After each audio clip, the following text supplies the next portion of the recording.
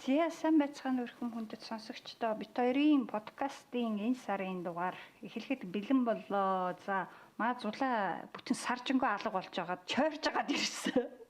Тэгэхээр энэ подкастн дээр зулагийн маань ярих юм бол ерөөсөө тэр чойрлтын талаар байж байгаа. Гэхдээ айгу гоё чойрсон байгаа.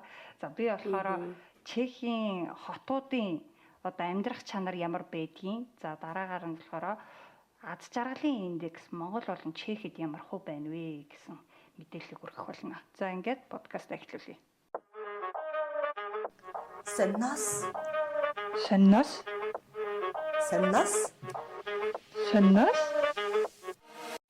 За сайн сууцгаад байна уу? Сайхан хаварч дуусаад одоо сайхан зусах гэж байна уу? Та сайн явж ирвүү? Сайн яваад ирлээ. Сайхан ч юм үзэж харлаа. Ер нь сүүлийн 2 жил, 3 жил баг аялж маялаагүй юм байна. Тэгээд аялал бол нэр хүний амьдралд маш чухал байд юм байна нараа минь. Болж л өгвөл аялах хэрэгтэй юм байна. Оюун санааны хувьд энэ удаагийн аялал маш том юм. Өөрчлөлтийг маш том юм мэдрэмжийг өгсөн тийм аялал боллоо.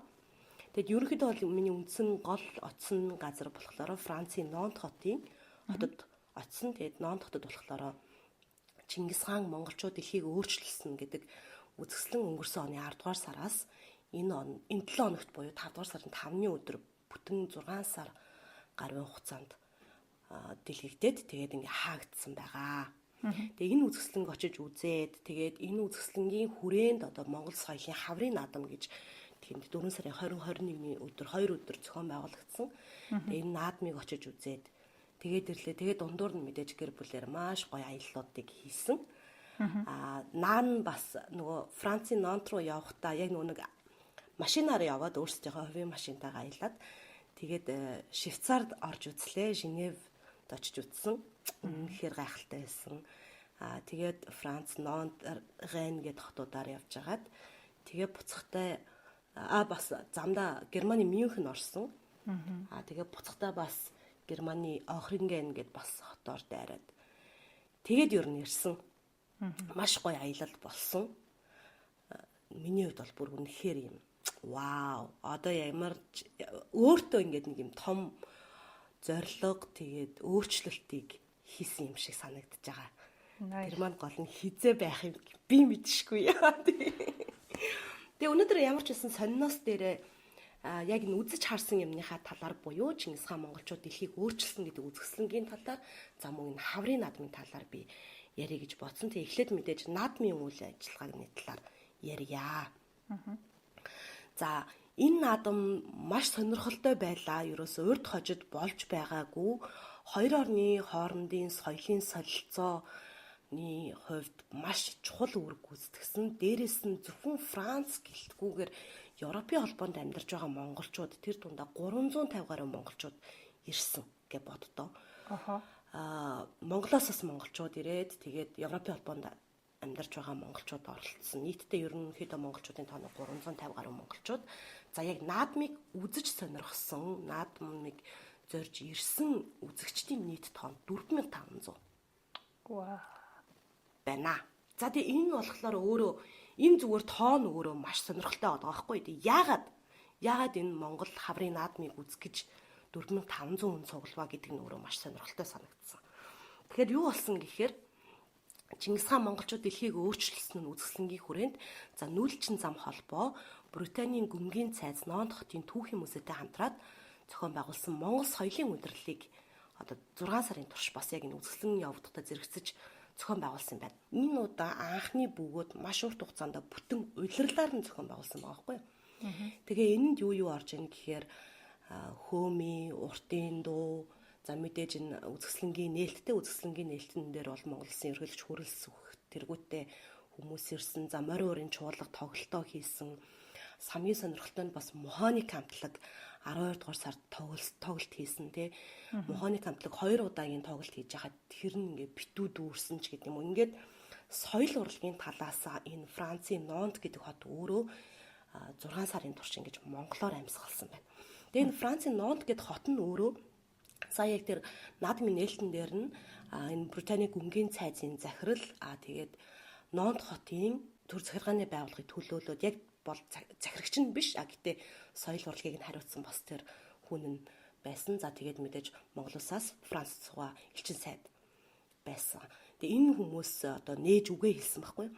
Тэгээд энэ нээлтийн үгэн дээр бас яг сонсогдож байгаагаар болохоор Нонт хотын өөрийнх нь захиргааныхаа хувьд илүү юм соёлын бодлоготой байд юм байна л да. Олон орны соёлоос суралцаж одоо олон орны соёлын солилцоог ингэж нэмэгдүүлэх одоо тэрүүгээрээ ингэж төрийн байгууллагууд нь ч тэр бусад байгууллагууд нь соёл гэдэг одоо энэ том нэг агуулгын дор бүгдээрээ ингэж нэгдэж ингэж амьдардаг юм сонирхолтой юм байлээ. Тэгээд яагаад гэсэн чинь Нонт хот нь өөрөө далайд гарцтай орон. Тэгээ энэ далайд гарцтай гэдэг байдлаараа маш олон одоо орны иргэд ялангуяа энэ нэг яагаад энэ Чингис хаан монголчууд дэлхийг өөрчилсөн гэдэг үзэсгэлэн Парист биш Нонтод гарч байгаа юм бэ гэхээр далайд гарцтай байсан 13 дугаар зууны үеийн Чингис хаан одоо монголчууд яг энэ үедээ яаж одоо энэ Европод өөрсдийн соёлыг шингээсэн байна вэ гэдгийг маш томоор харуулсан байгаа байхгүй. Тэгээд энийг нөгөө Францчууд бүр вау гэж харсан. Тэгээд би энэ дээрээс яг тэр үзэсгэлэн үзэж яхад ч тэр наадам дээр байхад ч тэр бид нар аюу юм тэгсгээл ингэж нэг өнгөрдөг юм байна юмд хандахдаа. Ялангуяа одоо юм музей үзэхдээ ч юм уу ингээл нэг тийм музей гарсан гэнэ. Энэ ямар гоё юм за гэдэг ингээд яг тэр нэг гол утга учирыг нь ерөөсөө ойлгодоггүй ч гэдэг юм уу. Нэг тийм ингээд илээд өнгөрдөг юм шиг санагдсан. Гэтэл тэр музейнд байгаа тэр үзмрүүдийг дэглэлт бүр анханасаа яаж хийсэн байна вэ гэдгийг бүр амар сонирхолтой юм байлээ л дээ. Ууг нь бол тэгээ бид нар хэвлийн мэдээ ингээл харахаар за нэг 800 гаруй үзмрүүд байгааг нь 20-од одоо музейнууд хамтарч оролцож байгааг нь хувийн цуглуулгууд тавигдсан гинж гэдэг юм нэг ерөнхийн нэг юм тоо мэдээнүүд байгаа даа шүү дээ. Гэхдээ яг энэ ёс юмн дээр тэрэн дээр жишээлбэл юм байгаа байхгүй юу? Одоо музей дотор чи ингээд шилэн хоргон дотор л үзмэр байж идэг шүү дээ. Тэнгүүд тэр шилэн хоргыг ингээд тойруулаад ийм эсгий шиг хар өнгийн эсгий шиг материалаар ингээд хийсэн байгаа юм байна л да. Тэгээд зүгээр үзэж байгаа хүнд бол тэр нэг сонирн биш заяа. Тэгсэн чинь тэрийг яагаад ийм шилэн хоргонд биш гадуур нь давхар юм хүрээлж ингэж хийсэн бэ гэх тэнгүүд одоо яг тэр музейг дэглэж тавьсан тэр санхүүжилт болгосон газрууд нь эсгий гэдэг бол угаасаа өөрөө тэр чигтээ Монгол гэдгийг илэрхийлдэг. Тэгэхээр энэ музей үзмэрт байгаа. Тэгээ энийг ингээд ерөөсөө энэ музейн бүх зүйл нь Монголтой ямар нэгэн байдлаар холбоотой байх ёстой гэж бид нар бодсон учраас энийг заавал ингээд ийм эсгий шиг материалаар бид нар одоо ингэж гадна талынх нь хүрээгийн одоо нэг ёсондоо хамгаалалт хийж байгаа гэсэн үг шүү дээ. Гэхдээ энэ материалын сонгохтой хүртэл бид нар ингэж хандж байна гэдэг ингээд бүр амар ийм нарийн айгүй юм детальны юмн дээр нь ажилласан. Тэгж одоо тавьсан байна. Тэгээд эхлээд бол нөгөө нэг ямар ч тайлбарлагчгүйгээр ингээл ороод хайлт ингээл харж байгаа юм л та. Ямар гоё. За энэ тиймэрхүү юм байна гэсэн. Тэгээ дараа нь ингээд тайлбарлагчтай ороод үзэнгүүт бүр юу вэ би чинь хин юм бэ? Бид нар чинь хин юм бэ? Тэр бол үнэхээр бүр ингээд одоо ингэ ярингууд бас ингэ шар ус босч байгаа байхгүй юу? Бүр ингээд үнэхээр юм мөгшил, огших мэдрэмж тэгээд бахархах тэгээ өөрийгөө ингээд голох чи одоо ийм удам ухсааны хүн байж одоо яг юу яагаад байгаа юм бэ? Жохо юм уунш навнцлаа тэгж амар нэг юм өөр мэдрэмж авсан. Тэгээд гэсэн чинь энэ одоо за музей хэсгийг бол дараа нь яриа Ер нь бол сая ингээд дэлгэж явах та 10 сард нээлттэй хийсэн үзэсгэлэн шүү дээ. Тэгэнгүүт тасалбараар нь ингээд орохын тулд тайлбарлагчтай орё гэдэг одоо хэсгийг нь сонгоод захиалах гэхээр очрон дүүрсэн. Тэгээд 10 сараас саяны 4 сар хүртэл хүлээж аваад үзэж байгаа хүмүүс байна Францчууд. Бид нар нэг юм хоёрын хооронд юм дээр яаж ингэж гэдэг үлдээ тэнгүүд ингээд тэгэж амар ингэж шимтэн сонсож шимтэж үздэг шимтэж юмыг хийж бүтээж чаддаг тийм хүмүүс байна. За музейг бол тэгээд дахиад ярих юм амар их байна. Наадмыг ерөнхийдөө бас яг юм гол юмнуудыг хэлчихье. Наадам хоёр юм одоо хөтөлбөрөөс бүрдсэн. Нэг нь болохоор бүхийн барилдаан, за шагаан арваа, сурын арваа, нумд харваа гэд яг монголчууд хоорондоо өөрсдөө зохион байгуулад монголчууд нь оролцоод гэхдээ тэр дотор нөгөө гадныхан үзэгчтэй ингэж оролцуулах, үзүүлэн тоглолт хийх байдлаар зохион байгуулж байгаа. Нөгөөс нь болохоор яг нөгөө соёлын хөтөлбөр буюу зохиолчтой уулзах уулзалт, за туйлын тоглолт, монгол хөөмийн тоглолт, монгол бичгийн хичээл, монгол зургийн хичээл, за тэгээд нөгөө Францын зүгээс Монголтой одоо харьцдаг байгууллагуудын танилцуулгач гэдэг юм уу те. Франц дахь монгол судлалын төв.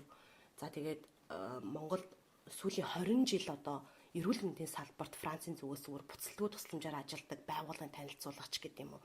Яг ингээд нөгөө танилцуулга, тийм хичээл, бүр нөгөө шагааны хичээл хүртэл шагаагаар яаж тоглодог талаар хүртэл хичээл хүртэл явуулж байгаа байхгүй. Одоо цайз гэрч мэдээж амар өндөр хантай те тэр нэг юм хатны амьдарч исэн цайз байгаа байхгүй. Тэгээд тэр дотор нь тэр дууралт мууралт ёо тэр тоглолтууд бүр яа гэдэг байгаа юм бэ заа ёо. Амар солиотой, амар гоё акустиктэй тийм тоглолт болсон. Тэгээ ерөөсө битүү үзэгч нартай тоглолтууд бол 2 удаа, зарим бүр 3 удаа тоглолт тавигдаж байгаа. Тэгээ ерөөсө битүү үзэгч нартай.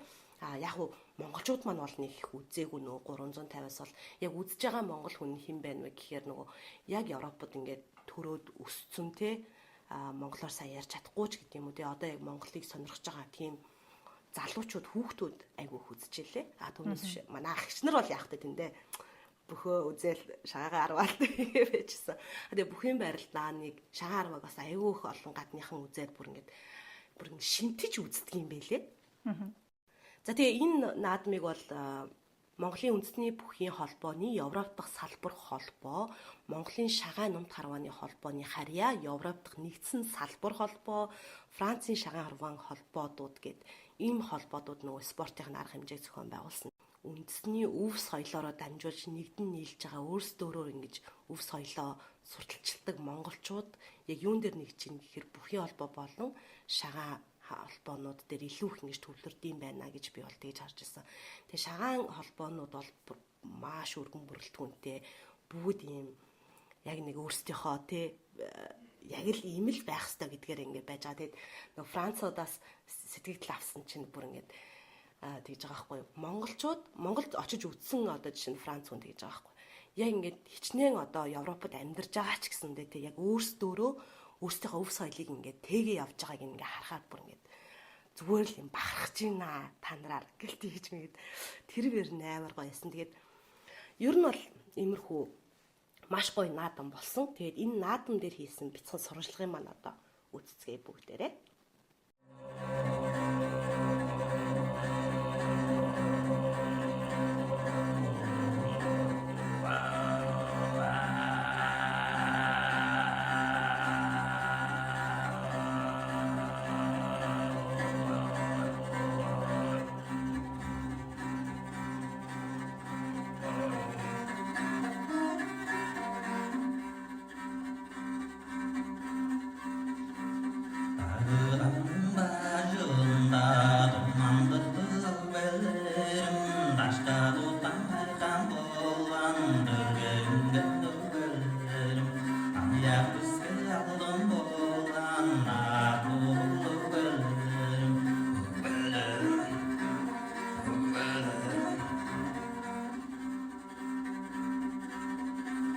Ёстой гоё байна. Яг нөгөө манай Францын цагаагаар ер нь хаваард орчлогддог штеп. Маш буруу ордог. Тэгээд ташгүй энэ удаа бараг нөгөө Монголын хүүхдэн гэр шиг явж байгаа учраас бом баяр. Бид нэр энэ жил 10 сарнаас хойш дандаа жоо онцгой ардын үллиг үзүүлсэн. Мэдээж Монгол бичиг байна. Тэр чухал. Яг гэвэл Монголд одоо бүр 2025 онд хүртэл монголчууд сэргэрж байгаа. Тэгээд энэ хүртэл ягаад сэргэрж байгаагүй гэж тийм ээ.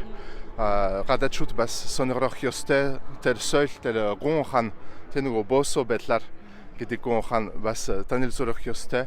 Мэдээж Монгол зураг, хөми тэгээд ялангуяа цаашаа үрдэндүү тэзэн дээрээ бас Монгол төөл, Монгол цуур, хөөми тэгээд магтаал загтаал танилцуулсан. Дээрээс бас Монгол орчин үеийн хөгжмийн рок pop хамтлагнаар бас 12 сард уриасан. Тэр бас жохол яг монголчууд юу сонирхдаг вэ, юу сонсдог вэ, юу дуртай вэ гэж энэ арга хэмжээнд үзүүлсэн. Угаасаа гадаачууд мөрөн хөр хөөми гэдэг юмыг сайн мэдэж байгаа. Гэхдээ цаашаа үрдэндүү гэдэг уламжлал юу вэ, тийм ээ? Төөл хүртэл гадаачууд ерөөсөө бараг мэдгүй байна. Эсвэл сайн ойлгохгүй байна, эсвэл сонирхолтойгүй байна. Яг тийм учраас бид нартай ялангуяа тэр ардын үрдлэгнөр танилцуулмаар байна. Монгол төөл гэдэг юмыг маш урт урлаг, маш том гүнзгий урлаг учраас бид нар зүгээр гадаачууд нэг цагийн төөл тайзан дээр танилцуулсан. Тэгээд ялангуяа номин дээр Монгол төөлн үгнүүд Франц руу орчилсан. Тэгээд үзэгчид шууд нэг Монгол төөлн хэсэг Францаар сонсож, уншиж чадсан. Тэр маш чухал, маш сонирхолтой юм байна. Тэгээд сая маш олон гадаачууд угаасаа хөөми сонирхолсон. Гэхдээ энэ зүгээр ерөөсөө гадаачууд хөөми банк сонирхолж байгаа. Тэгээд маш олон хүмүүс ирсэн их сайн байна. Гэхдээ ялангуяа төөлн тоглолт Батсуух манай Цэнгэлийн Түва хөөми чинь тоглолт бас олон хүн ирсэн. Тэгээд хүмүүс яг нэг шинэ жоо онцгой өглөгнүүд, онцгой уран бүтээлчнүүд энэ 2 хоногийн дотор танилцсан. Тэгээд энэ их сайн байна. Тэгээд дээрээс бүх тоглолтнууд, бүх хичээл, workshop дүүрсэн. Хэдэн хоногийн өмнө бараг дүүрсэн байна. Одоо манай нөгөө Бурят Ёхор гэдэг бүжиг одоо танилцуулж байна. Тэгээд танахан харж болно. Бараг дүүрсэн байна. Зэ бахгүй болсон. Номсом шагаарвах бүх юм байна. Тэгээд их сайхан. Тэгээд дээрээс хүмүүс бас Монгол хол танилцуулж байгаа. Цэвэн наадмын хушуур бас байна. Халмиг сүтэцээ мүтэцээ. Тэгээд дээрээс угаасаа Чингис хааны үзэсгэлэр нь үзэлж болно. Одоо хүмүүс бараг нэг цаг хүрэж байгаа. Орхим тулд нэг цаг хүрэж байгаа. Энэ маш амжилттай явж байна гэж бодож байна. За би энэ Францад одоо 4-р удаага ингээд аялан тоглолтоор явж байгаа бас ингээд аялан тоглолтыг зохион байгуулж байгаа бас Род намат холбоодоо бас маш талархаж байгаа. Би бол одоо Монгол Улсын Баян-Үйлгийн аймгийн Цэнгэл сувын сумын уугуул иргэн Туваа хсаатан тэм Туваа хүн байгаа. Доржоо хөхтэй Бацк гэдэг. Тэгээд би өөрөө болохоор одоо Монголд бол хөөми бол их хөгжсөн шүү дээ. Сайн хөгжсөн. Тэр Туваа хөөми бол одоо Монголд нэг хараахан мэддэггүй байгаа. Тийм учраас одоо яг энэ үзэсгэлэн концертаа тоглох гэж Туваа хөөмийнхаа дууныхаа дуу хоорынхаа их шиг аялал өргөх юм аа.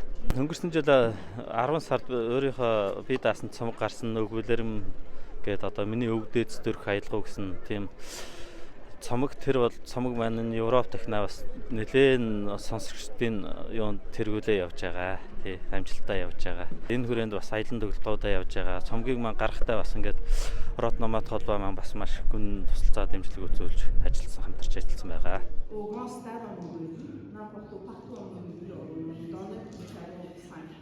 Et à partir de 6e, juste il y a une satisfaction des entraîneurs. Oh, j'étais 6e, j'étais pas loin, etc. Et tout le monde, enfin, il faut imaginer des centaines et des centaines de chevaux venir. Ер нь шагааг танилцуулж ийм их гоё хөгжөөнд тоглоом тий. Тэгээд нүүдэлчтэй одоо ер нь маш олон хөлөгт тоглоомтой харьцуулахад шагааж нь маш олон талын давуу талтай байхгүй юу? Нэгэн дутчлаа гэдэг энэ тоглоомыг тоглох боломжгүй болчихлоо гэх юм байхгүй тий. Ингээ нүүдэл сууд бас одоо нөгөө явах суухад ингээ хаягдаж гэгдэхэд ч асуудалгүй тий. Өргөжлүүлээд тоолж боломжтой. За тэгээд маш олон одоо бага насны хүүхдүүдтэйгээ ингээ нөгөө хичээлийг нь тий сахиа хийлгүүлэх гэж чадахгүй байгаа ингээ төвлөрүүлж чадахгүй байгаа хүмүүс монголч гэлтгүй, франц гэлтгүй тий. Ингээ хүмүүст ингээ зааж өгөхөд айгүй сайхан яадаг төвлөрдөг сууж сурдгаас эхлээд ингээд айгүй олон давуу талтай байдаг байхгүй юу. Тэгээ ингээд ажигдах тэгээ тэр нөгөө өөр одоо 3 дахь шагааг нь хөндөхгүй байх тэр тэгээд дөрөм айгүй гоё ингээд сураад ч юм уу. Эгүй ер нь их сонирхолтой маш хийдэг хүмүүсийн хүсэлтээр хүүхдүүдийнхээ сургууль дээр очиж тоглуулна. Бидний соёл ингээд бид нартай хамт дуусахгүйгээр те бидний соёл чинь ерөөсө хүн төрөлхтний соёл байхгүй юу. Тэгэхээр ерөөсө зүгээр хаа байгаа тэнд байгаа талын Монголын соёлыг энэ ингээд цайзад ингэж өндөр ач холбогдолтой бүр бахархмаар ингэж танилцуулж байгаа одоо юу гэдэг харийн байгууллага ингэж хүч чармаалт гарган ингэж үнэлж хүндэлж ингэж хайрлаж хамгаалж хүргэж байгаа бид нар бол ерөөсөө ингэж бүр гар бие оролцохгүй байхын аргагүй тэг ингээ өөрөө ирэхгүй ингэж оролцол ёстой бүр юм болж байгаа хгүй. Тэгээ за тэгээд бүр зохион байгуулалтанд оролцож байгаа бүх багт нь бас нэрийн дашрамд бүр халуун баяр хүргэе. Хүн төрөлхтний төлөвлөлийн жагсаалтанд бүртгэгдсэн Монгол туйл, Монгол хөөми, Монгол цуур гэд одоо бүхий сайхан өв соёлоодыг бас Францын ард түмэндээ танилцуулж дэлхийн нийтэд бас ийм сайхан өв соёлтой ард түмэн шүү гэдгээр бас бахархуулж байгаа нүүдэлчин зам холбооныхондоо бас баярлалаа. Тэгээд энэхүү нүүдэлчин зам холбоо маань санаачилж анхудаа Францын ард түмэнд Монгол туйлыг бас хайл сонирхуулж байна. Энэ нь одоо Франц хэл дээр одоо хадаад би туйл хайлж явах явцаа цаана титр маягаар ингэж одоо туйлын маань үйл явдал хийгээд үг өрнөлүүд нь ингэж титрээрээ гүйж байгаа юм.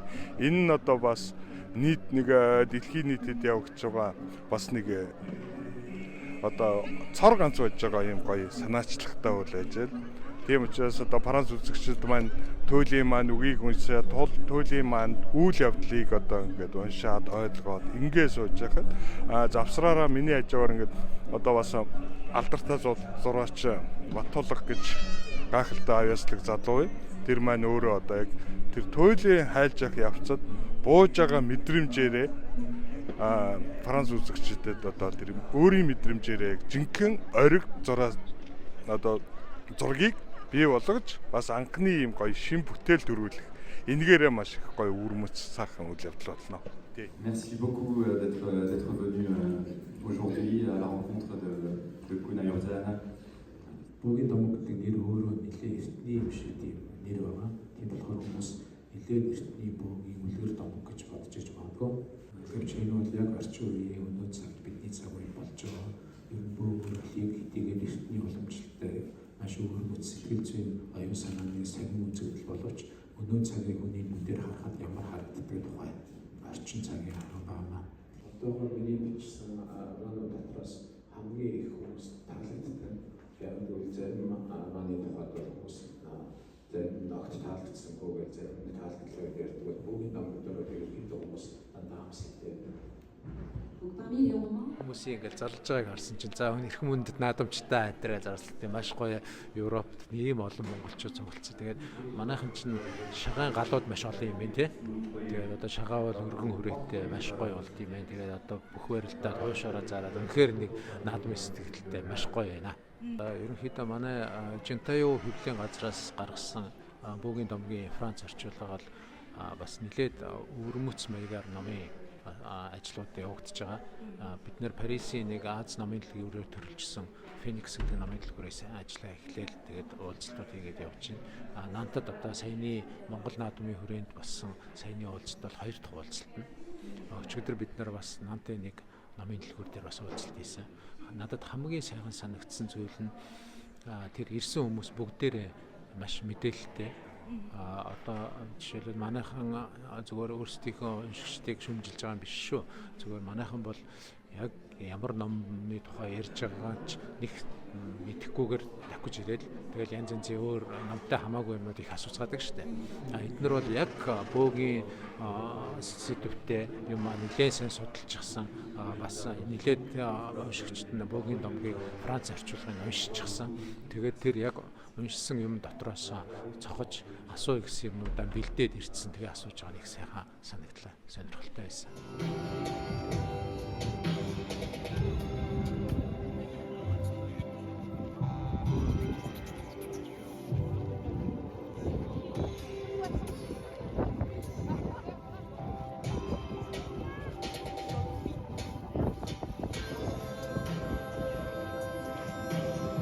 Saint-Baïno, c'était magnifique, c'est super. J'adore la culture mongole. Moi-même, je suis bouriate. Donc pour moi, c'est un grand honneur de participer à cette fête. Et je voulais remercier l'association Les Routes Nomades pour cette invitation. Ça m'a fait très plaisir d'avoir autant de monde. Je ne sais pas combien il y en avait, peut-être 50 ou 40. En tout cas, plus que 30, c'est sûr.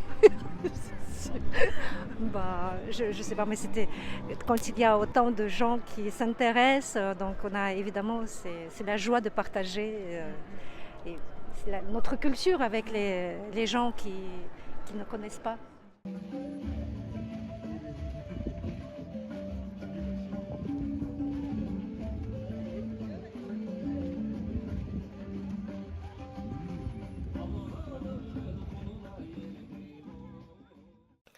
За ийм сайхан наадам болсон байна. Тэгээд наадмын бичлэгүүдээ би бас хийж дуусаагүй л байгаа. Стил маш олон бичлэгүүд хийсэн. Тэгээд наадам бол үнэхээр гоё болсон. Ямар ч орны монголчууд бас суралцахаар тийм наадам боллоо гэж би бодсон. Яагаад вэ гэхээр хоёулаа нэг подкастн дээр энэ ирээд байгаа монгол уран бүтээлчдийн тоглолтын талаар нэг ярих уу гэд нэг хилээ азаад өнгөрсөн дөө. Сая яг тэр наадмыг үзээд яг энэ тоглолт гэж юу байдгийг те тэрийг ингээ мэдээд бидний хаад юм амар юм халтуурны хөлхний юм үзээд байгаа юм би гэж бас бодогцоо нэг нөгөө хэлгээд яг тэр тайз те гэрэл тавилт акустик дууралт те энэ бүх зүйл чинь ядаж тэр уран бүтээлч хүнийхээ хувьд хүртэл ингээд тоглолтоо ихэд өөрт нь амар гоё байгаа шүү дээ те гэтэл одоо манайд одоо ялангуяа чехт ингээ болдог тоглолтууд бол нэг тэгсгээл нэг юм чангал дуурж ивэл ч гэдэг юм уу те тэгэл нэг болсон болоо ер нь бол нэг нөгөөлөд фонограмтай л явж идэг штэ. Тэгэхээр бас анхаарах хэрэгтэй л юм байна гэж бодогдсон. Бид нар л энэ одоо яг энэ өөрсдийнхөө хийж байгаа юм илүү юм мэрэгжлийн төвшөндтэй мэрэгжлийн биш юмаа гэхэд илүү юм сэтгэл шингээсэн хийж ивэл чанартай хийж ивэл цаашдаа эн чинь өөр байх байхгүй юу те. Тэгэхгүй ингээл нэг юм халтуурны хийгээд байдаг. Гэтэл сая бол яг ингээд тэнд очиод бүр маш гоё тоглолт үзээд бүтэн цаг яг тэр туйлын тоглолт бол бүр үнэхээр гайхамшигтай. Тэр чи ингээ хүмүүс ингээд яг ингээ дотор нь ороод те. Тэгэл яг юм зүг мэдгүй нэг юм сүнслэг одоо нэг ихэр сувчийн нэг юм сүнсний ертөнцид очсон юм шигсэн. Тонга тавх мох ингэвэр чим шиг бүр нэг юм ариусаад ч байгаа юм шиг нэг тийм гоё мэдрэмж авч байгаа байхгүй. Тэгэхээр яг бид нар бас ер нь л альва зүйлийг хийхдээ амар чанартай тий сэтгэлтэй айлууд болж игэл мэрэгжлийн баймаар юм байна да гэж харсан. Тэгээ маш сайхан наадчаад ирлээ. 2024 оны анхны наадмыг. Гэмүү сайхан наадчаад ирлээ тий. Сонноос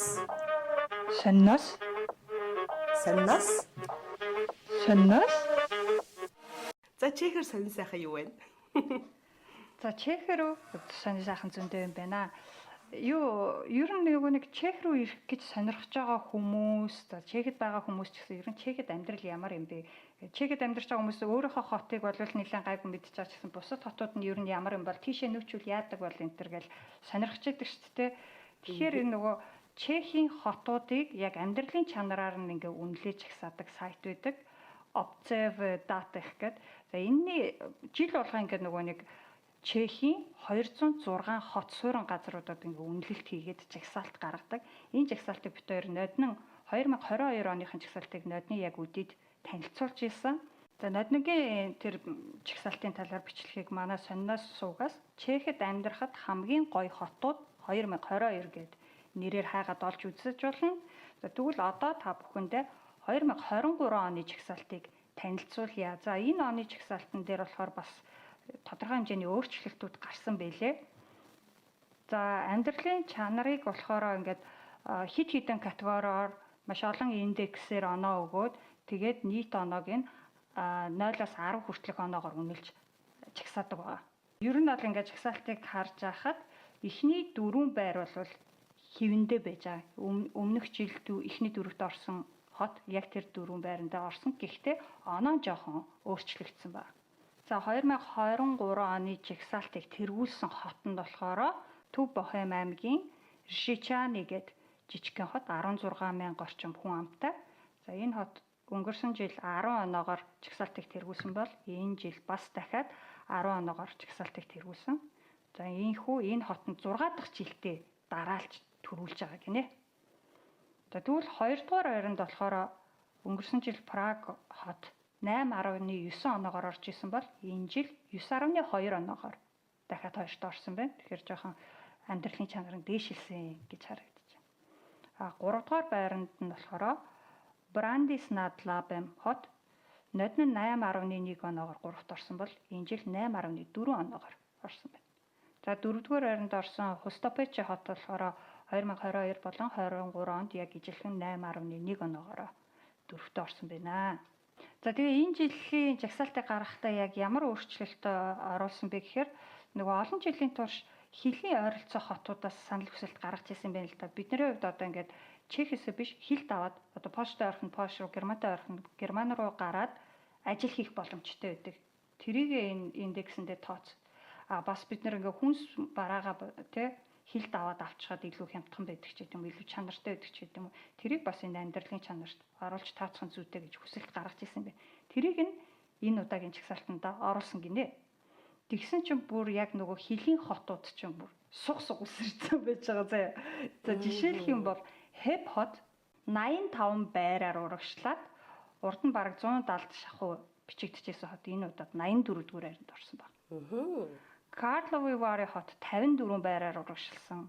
Trzebiec хот 45 байраар, Namnistnad Oslovo хот 41 байраар, Český Krumlov хот 40 байраар тус суг урагшилсан байна.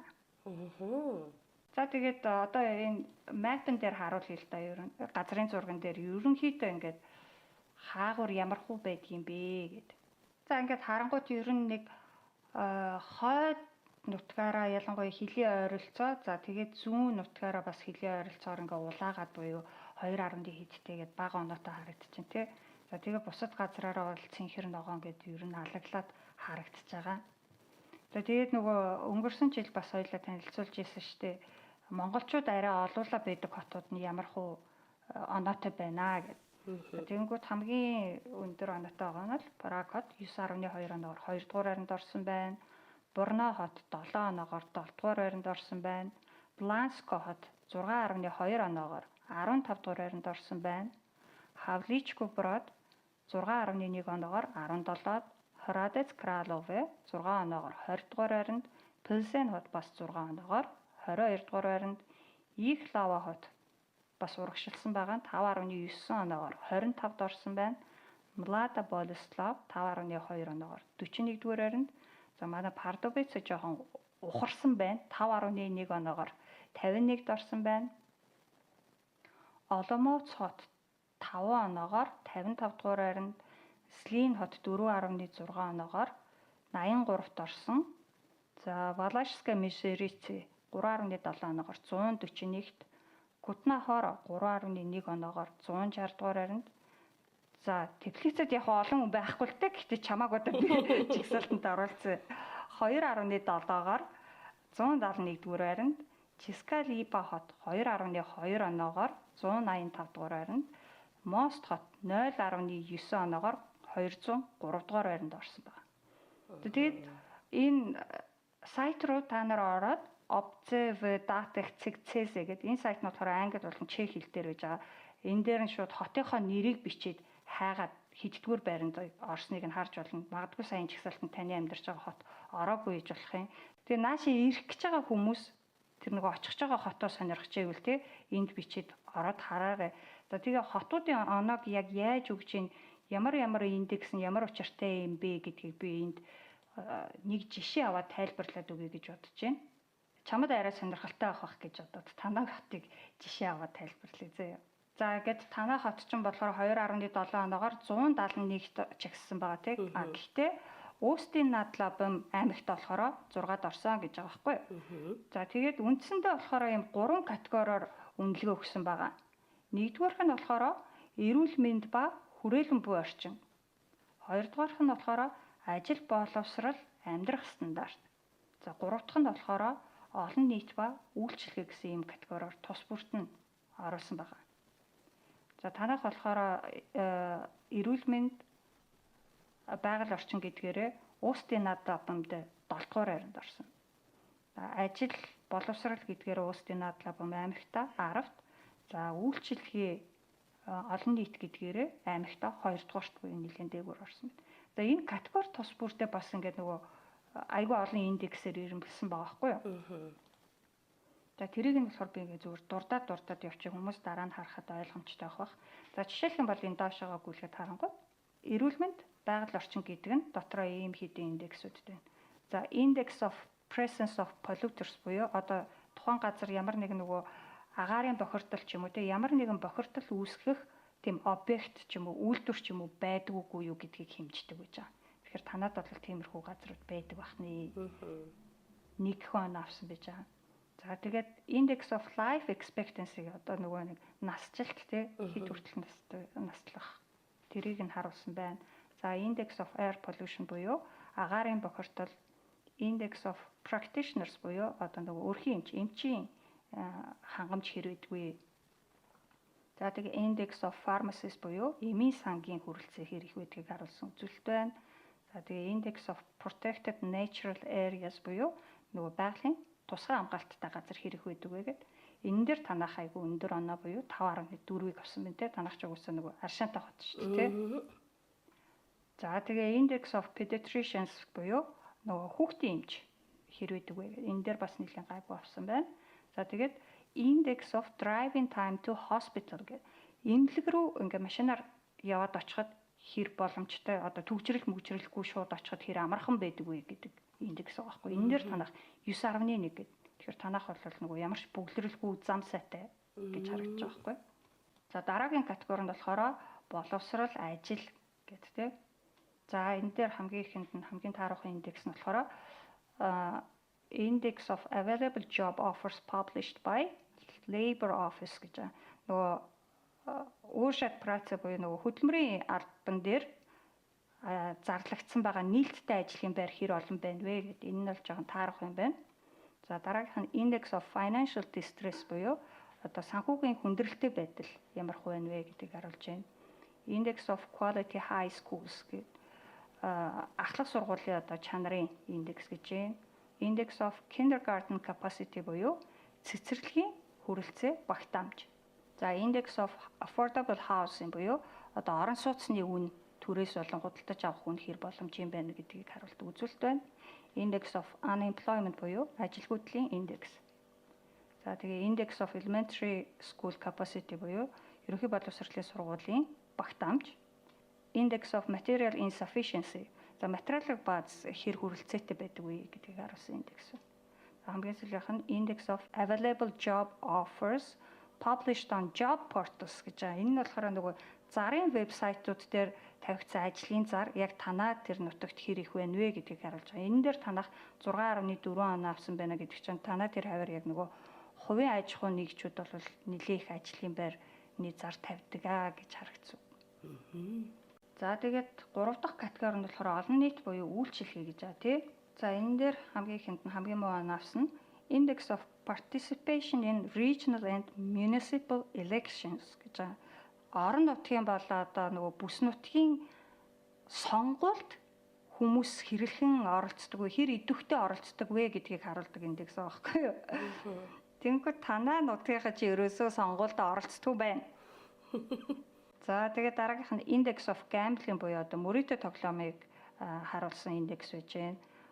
Дараагийнх нь Index of Traffic Accidents буюу зам тээврийн ослын индекс байна. Index of Citizen Engagement буюу одоо иргэдийн оролцооны индекс. Index of Railway Transportation буюу төмөр замын тээврийн индекс байна. Index of Restaurants, за зоогийн газруудын индекс. Index of Road Network одоо автозамын сүлжээний индекс байна. Index of ATMs гэдэг нь болохоор ATM-уудын хэр хүрэлцээтэй байдгийг харуулсан индекс байна. Index of Supermarkets, за супермаркетуудыг хэр хүрэлцээтэйг харуулсан индекс. Index of Migrating Young People, за залуу хүмүүсээ одоо нүүдэлж суурьшиж байгааг харуулах индекс байна. За тэгээ Index of Cinemas буюу кино театруудын индекс. Хамгийн сүүлд нь Index of Population Increase буюу одоо хүн амын өсөлт хэр их байгааг харуулж байгаа. Тэгэнгүүт танах хүн амын өсөлт ер нь дайггүй гэж харагдаж байна. Уустын над лабам аймагта хүн амын өсөлтийн индексээр нэгт орсон баг. Бас кино театрын индексээр нэгт орсон байна. За иймэрхүү үзүүлэлтүүдээр хэмждэг юм байна. Тэгээ та бүхэн өөрсдийнхөө сонирхож байгаа хотын талаарх мэдээллийг эндээс харж болох юм биш үү? Сонноос.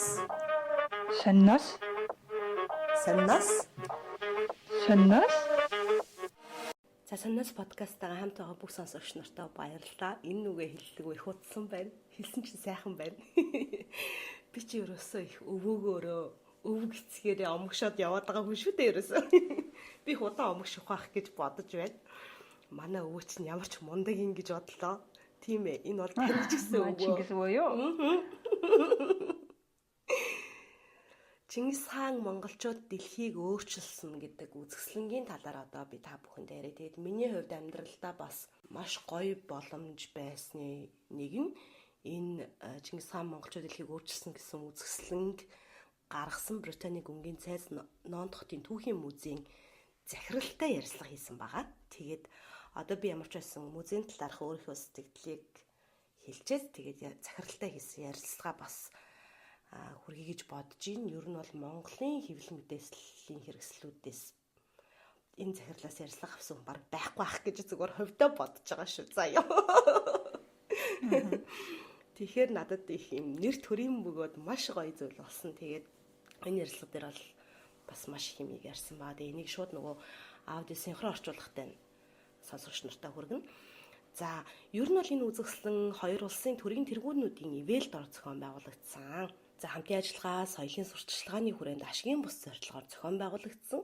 За, Монголын эзэнт гүрэн байгуулагдсан түүхийг харуулахын зэрэгцээ Чингис хаан түүний залгамжлагчид тэвд амсан эзэнт гүрнийг хэрхэн байгуулсныг сурталчлах, түгээн дэлгэрүүлэх зорилготой гэж ütсэн ба. Чингис хаан болон түүний залгамжлагчид 13 дугаар зуунд Дорноос өргөн дахинд Хятадаас газар дундын тэнгис, Умардаас өмнө зүг Орос, Персийг хамарсан авгаа том эзэнт гүрнийг байгуулсан. За үүнтэй дүйцэх эзэнт гүрнийг агуу Александр Эртний Ром хөтөл хинж байгуулж чадаагүй юм. Тэгэхээр одоо энэ түүхэн утга агуулгыг шингээсэн томоохон баримттай үзэсгэлэн Франц улс төдийгүй бусад орнуудад өмнө дэлгэгдэж байгаагүй гэдгээр маш том онцлогтой. Британий гүнгийн цайз Нонт хотын түүхийн музейд ийм төр үзэсгэлэнгүүд гэж гард юм байна л да. За өмнө нь болохоор Японы тухай ч юм уу те одоо самурай тухайч гэдэг юм уу ингээд ер нь орны ийм төр үзэсгэлэнгүүд гард юм байна. Гэхдээ Монголын тухай буюу яг энэ Чингис хаан монголчууд дэлхийг өөрчилсөн гэдэг үзэсгэлэн анх удаага 6 сар гарan баг 7 сар ингэж тавьж байгаа байхгүй юу?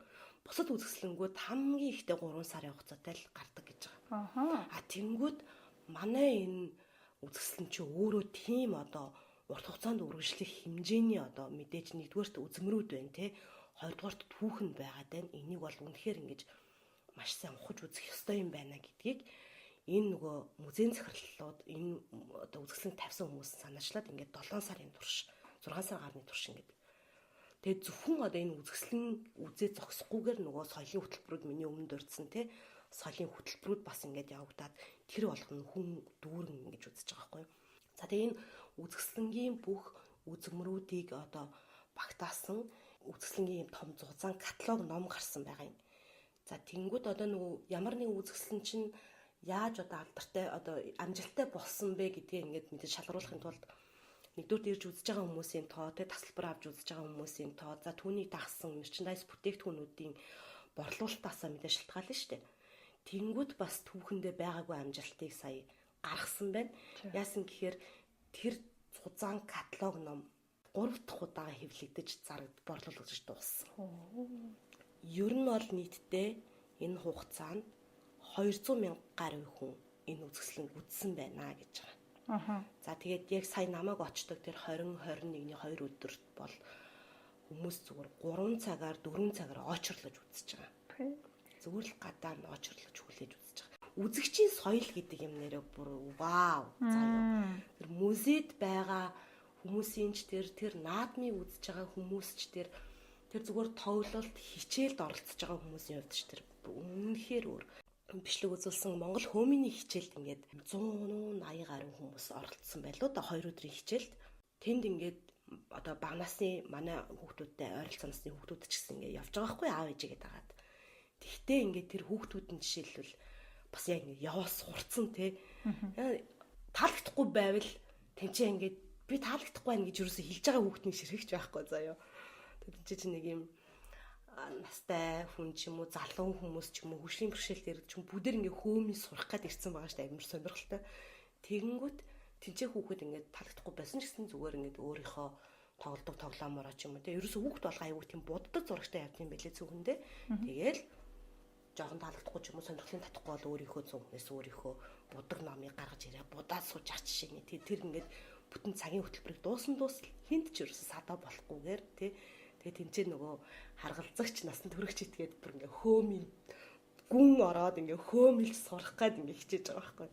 Тэгэхээр ингэнгүүт нөгөө нэг багаас нь тэр хүүхдэд үзэгчийн соёлтой ингээд юмд яаж хандах уу, өөрийнхөө дуртай зүйлд яаж одоо ингэж сэтгэлээсээ хандах уу гэдгийг хүртэл ингээл зөв тэр хүн хооронд ингээл би мэдрээл бүр вау гэж авч. Би чинь жишээлбэл ингээл хүүхдэд али үзээд ихтэй өглөөд явдаг шүү дээ.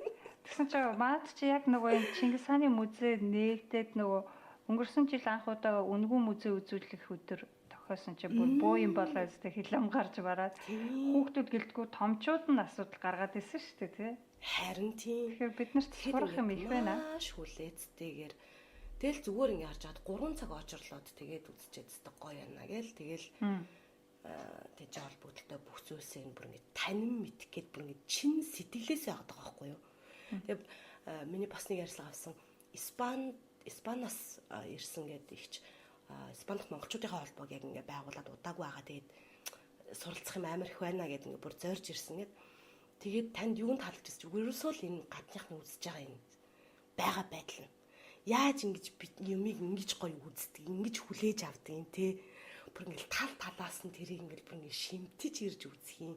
Тэгээ энэ хүмүүсийг харангуйтай гинт өөр амар омогшж байна гэдэг ч аахгүй. Тэгээ надтай адилхан мэдрэмж авсан монголчууд бол зөндөө байсан бахаа гэж би бол тэгж бодож байна.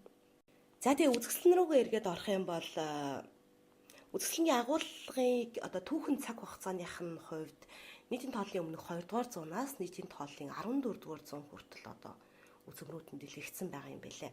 7 сэдвийн хүрээнд 7 одоо энэ цаг үед хамаарах байдлаар ингэж дэлгэгдсэн тийм. Тий. Эхнийх нь болохоор танилцуулах хэсэг буюу Монголын эзэнт гүрэн ба Францын хаант улстай бас яаж холбоо хамааралтай байсан байж болох вэ гэдэг талаар. За тэгээд хоёрт нь болохоор Чингис хааны өмнөх талын эзэнт гүрнүүд буюу за хүрэл зэвсгийн үеэс 12 дугаар зуун хүртэл. За тэгээд гуравт нь Чингис хаан 1160-аас 1227 оны хооронд. За эзэнт гүрэн буюу 1228-аас 1368 оны хооронд. За Монголын их солилцоо, за шинэ ертөнц ба эзэнт гүрний бутрал төгсгөл хэсэгт нь одоо уус хоорон зай гэдэг ингээд ийм маш гоё ингэж гаргасан байна лээ. Тэгээ би бас бүтэн сайн үзэж чадаагүй. Гэхдээ энэ үзэсгэлэн чи одоо эх жил практик гарах гээд байгаа шүү дээ. Эх жил одоо Чех Монголын дипломат харилцааны 75 жилээ тохиож байгаа болохоор Чехийн төв музей, Монголын Чингис хаан музейнийхээ хамтраад үзэсгэлэн гаргана гэж ярьж байгаа. Тэгэхээр бид нарт бол үзэх боломж гарнаа. Үзэсгэлэн хариуцж байгаа бүх хүмүүс энэ бол дөнгөж эхэллээ. Одоо энэ үзэсгэлэн бол ингээд дэлхийг тойрж явнаа. Тэгээ хамгийн ихнийх нь одоо яг 7 сард Монголд Улаанбаатар дахь Чингис хааны музейд очих юм байлээ. Үнэхээр шал өөр зүйл лээ. Бид нарын ингээд нэг илээд өнгөрдөг түүхийн мэдлэг, илээд өнгөрдөг нэг юм омогшилтэй илээд өнгөрдөг бахархал биш. Энэ бүр үнэхээр шал өөр одоо төвшөнд Монголын түүхийг монголчуудыг ингэж аваадсан байгаа хгүй. Тэгэхээр энэ үзэсгэлэн ингээд дэлхийн улс орнуудаар ингэж ажиллах. Ялангуяа одоо Чехэд ирлээ гэхэд Чехүүдийн зүгээс монголчууд гэдгийг те энэ чинь ажиллаж амьдарч байгаа 12,000 13,000 шахан монголчуудыг харах өнцөг бол бүр ингээд амар өөрчлөгдөн гэдэгт би бол бүр асар итгэлтэй байгаа.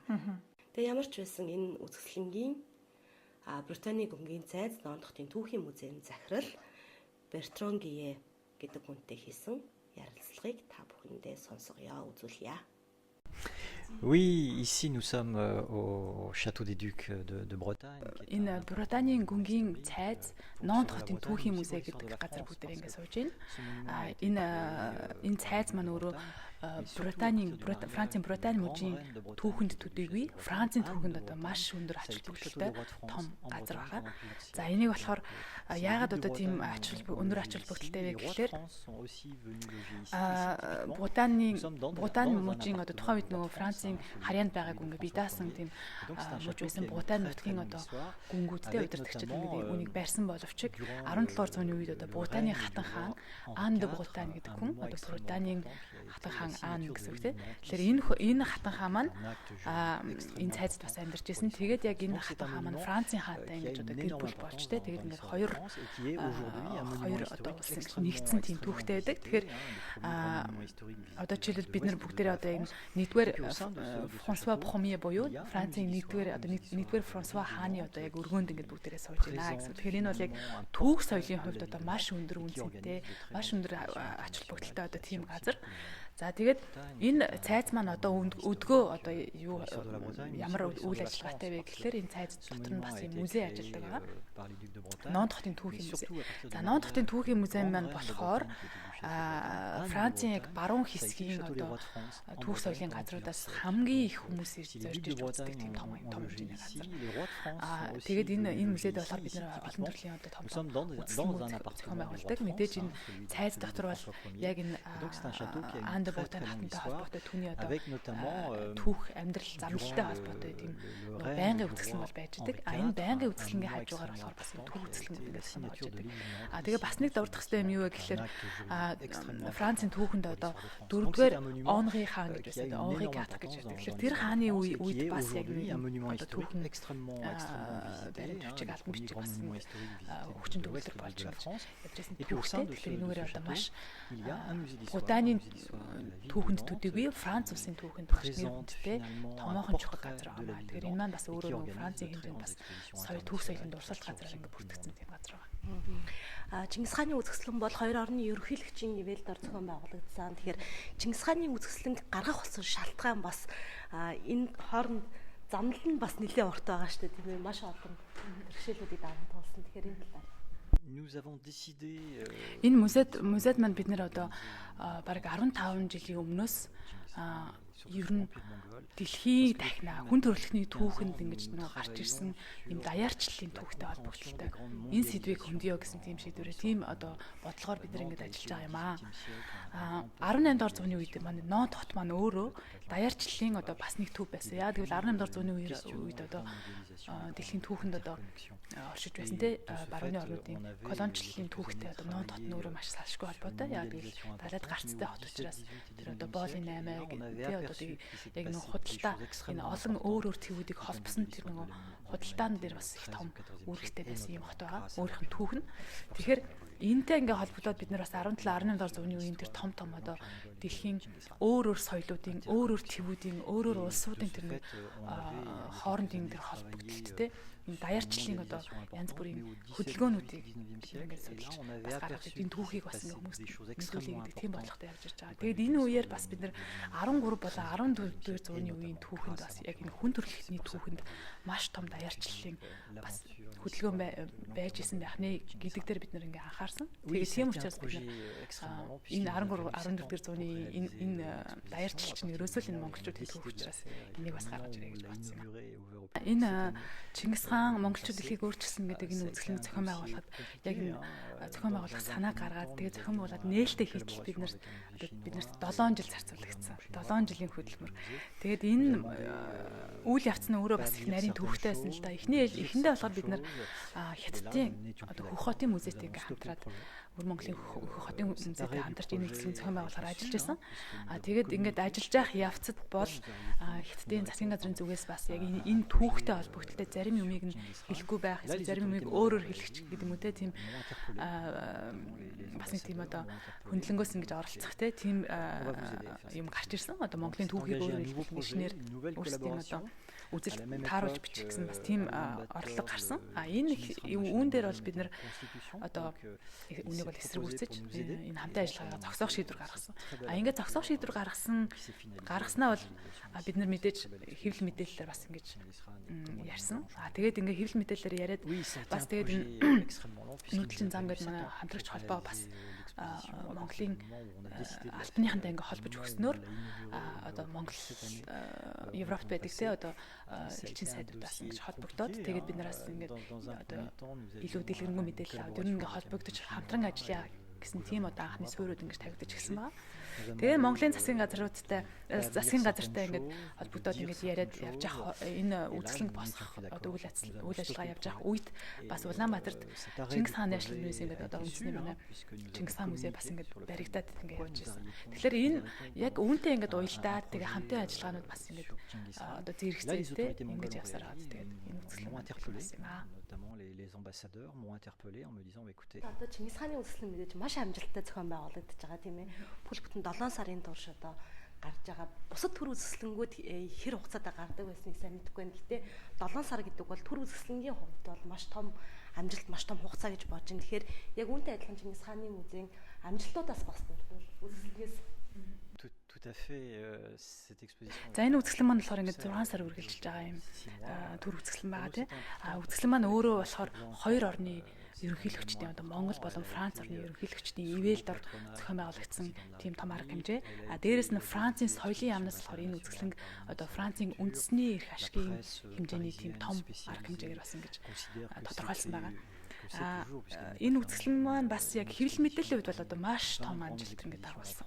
Хэвлэл мэдээллийн одоо Франц даяар үндэсний одоо хэмжээний том тэгэл одоо том Парисын тийм юм тусгай одоо мэрэгшсэн тийм хэвлэл мэдээллүүдээр бас манай үзэсгэлэн 2023 болон 24 онд үзэх ёстой. Заавал үзэх ёстой 20 одоо үзэсгэлэнгийн нэгээр ингэж одоо оруулж тийм одоо сурталчилж явж байгаа жишээний тэгээ дээрэс нь одоо өнөөдрийн байдлаар те манай үзэсгэлэн үзсэн үзэгчдийн тавыг одоо 200,000 орчим болж байгаа. Яг үзэсгэлэн дуусах үед одоо хэд болохыг сайн мэдэхгүй байна. Одоо энэ чинь дахиад 3-7 хоног дутуу байна. Дээрэс нь энэ 7 хоногт маргааш нөгөөдөр одоо энэ Монгол соёлын хаврын наадам болж байгаа. Тэгэхээр энэ үзэгчдийн тав бас нэлээд өсөх байх гэж бодож байна. Тэгээд дээрэс нь манай үзэсгэлэн олон улсын үзэгчдээс гадна бас судлаачид одоо түүхийн судлаач мэрэгчлэнгүүд түүхчид бас их үзэж байгаа. Европын олон орнууд түүхчид байна. Бүр тэгэл Хятад, Тайван, Герман, тэгэл Америк маш олон орны түүхчид ирж үзэж бас их өндөр сэтгэлтэй байгаа. Тэгэхээр ер нь бол энэ үзэсгэлэнийхээ амжилтыг за хэвлэл мэдээлэлээр бол гайхалтай том амжилттай явж гин гэж бид нэр үзэж байна. За хоёрдугаарт үзэгчдийн зүгээс бас те жирийн үзэгчд бол яг ирээл үзээд одоо үнэхээр гайхамшигтай өстой юу ч одоо урд өмнө юусэн мэддэггүй байсан тийм зүйлийг одоо мэдэж авч гин үнэхээр гайхалтай сайхан байна гэсэн одоо эерэг тийм гоо сэтгэлүүд одоо маш хүлээж авч байгаа.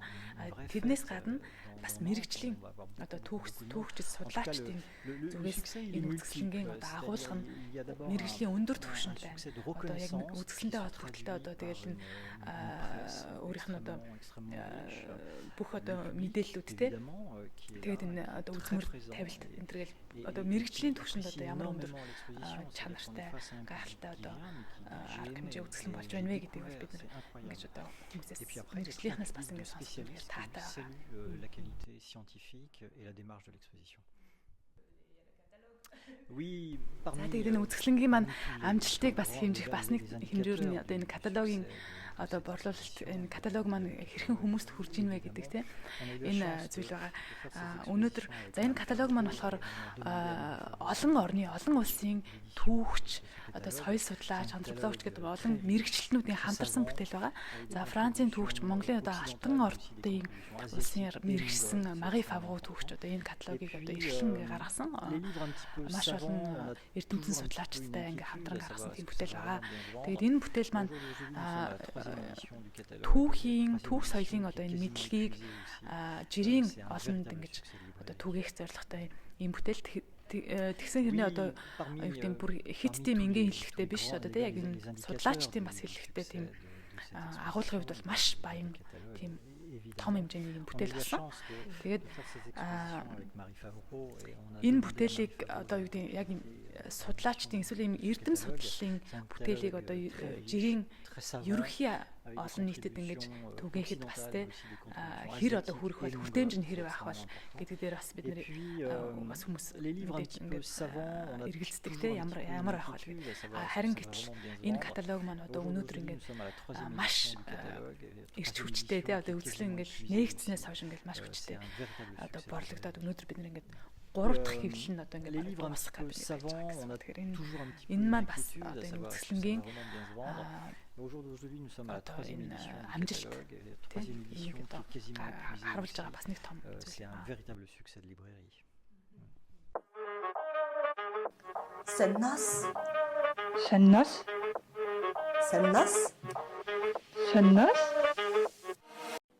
За ингээ подкастынхаа өнөөдрийн дугаарын сүүлийн хэсэгт нь Аз жаргалын индекс 2024 Монгол ба Чехэд. За яг жилийн өмнө шахуу бас өмнөх жилийн Аз жаргалын индексийг бид хоёр танилцуулж ирсэн тий. Нэгдсэн үндэсний байгууллагаас 3 дугаар сарын 20-ны өдрийг олон улсын Аз жаргалын өдөр гэж зарласан байдаг. Тэгээ яг энэ өдрийн үеэр нөгөө улс орнуудын Аз жаргалын индексийг танилцуулдаг, ийм Аз жаргалын тайланд нийтэлдэг. За энийг танилцуулж амжихгүй байсаар байгаа. Одоо л танилцуулах гэж байна. Тэгээд энэ жилийн тайлан дээр бас их сонирхолтой юм харагдсан. Яг нөгөө Чех Монгол хоёрыг харьцуулаад харахад тэрийг гол нь ярих гээд байгаа. За өнгөрсөн жилийн Аз жаргалын индекс яг Монгол Чехээр нь харьцуулсныг сонирхож байгаа юм бол манай сонноос суугаас Аз жаргалын индекс Монгол Чех 2023 гэд хайгаад үзээрэй. За энэ жилийн Аз жаргалын индексээр Монгол болон Чех урагшилсан гэж бодож гинэ үү, ухарсан гэж бодож гинэ үү чи? Чех ухраад Монгол урагшилсан байж магадгүй. Алин ч таасангүй. За ерөнхийдөө өнгөрсөн жилийн тайлангаас энэ жилийн тайлан ямар өөрчлөлттэй байсан бэ гэдгийг базаад хэлье л да. Өнгөрсөн жилийн тайланд болохоор 104 орныг хамруулсан бол энэ жилийнхад 143 орн орсон байна. Тэгээ улс орнуудын үзүүлэлтийг гаргахдаа урд нь болохоор нөгөө нэг хүнд оногдох дотоодын нийт бүтээгдэхүүн, нийгмийн халамж, дундаж наслалт, эрх чөлөө, авилга зэрэг албан ёсны тоо баримтуудад ингээд тулгуурлаж гаргадаг байсан бол энэ жил болохоор хувь хүмүүсийн өөрийн амьдралыг үнэлсэн үнэлэмжийг ашиглаж голчилж гаргасан байна. За тэгээд дээрэс нь ингээд 4 насны үйлчлэлээр ингээ ангилж гаргасан байгаа тус бүрт нь тэгээд дундчлаад бас ерөнхий нэг оноо гаргасан байхгүй. Тэгээд хэмжигтэй болохоор 30 хүртэл насныхан буюу залуус, 30-аас 44 насныхан буюу дундаас доош насныхан, 45-аас 59 насныхан буюу дундаас дээш насныхан, за тэгээд 60-аас дээш насныхан буюу ахмад гэсэн 4 ангиллаар гаргасан байна. За тэгээд насаар нь ингээ ангиллаад харангуут улс орон болгоны хувьд ингээ харилцан адилгүй харагдсан байгаа юм л да. Ихэнх бус нутгуудад залуу үеийнхэн ахмад үеийнхнээс илүү аз жаргалтай гэж анзаарчихсан байна. Гэхдээ тэр нь яг бүх улсын хувьд биш. За жишээлх юм бол хойд Америкийн орнууд буюу одоо Америкийн нэгдсэн улсад жишээлх юм бол залуу үеийнхний аз жаргал эрс буурсан гэж харагдаж байгаа. Харин төв болон зүүн Европын орнуудад жишээлх юм бол Чех, Литв, Словен зэрэг улсад залуус нь ахмадуудаас хамаагүй илүү аз жаргалтай байна гэж гарсан байна.